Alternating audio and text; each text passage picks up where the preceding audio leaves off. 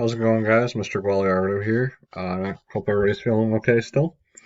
So today we're going to learn about a pedigree chart, which is basically like a family tree, and it allows us to track genetic information through generations. So what we see in this first slide here, it talks about Roman numerals, 1, 2, 3, and 4. 1 would be the great-grandparents, 2 would be the grandparents, 3 would be the parents, and then 4 we have children.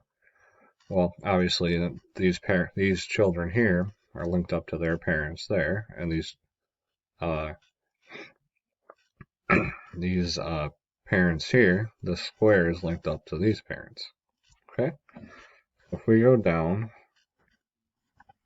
to the next slide, and that doesn't work.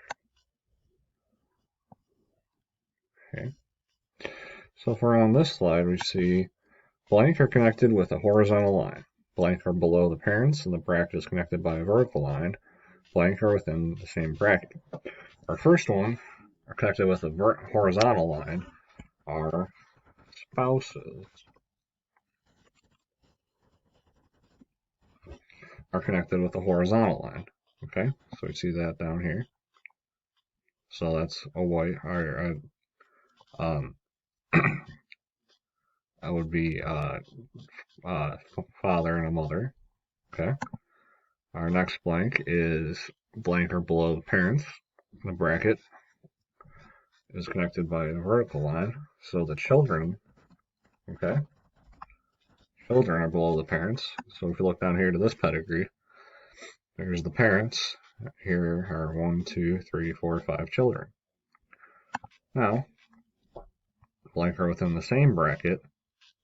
We look back down at the pedigree, siblings. So this would be a sister and a sister and a brother and a brother and a brother. Okay? Now we go down one more. We got this. This is something you guys are going to have to look to when you're doing the activity I have linked for you guys to do. It shows a normal male is a square. An affected male, so affected with whatever type of genetic issue, is a filled-in square. A normal female is a circle. Affected female, affected with a genetic issue, it's a filled-in circle. And we talked about the marriage, which was what we talked about in the last slide. Okay. One more slide. So this is just talking about genetic counselors.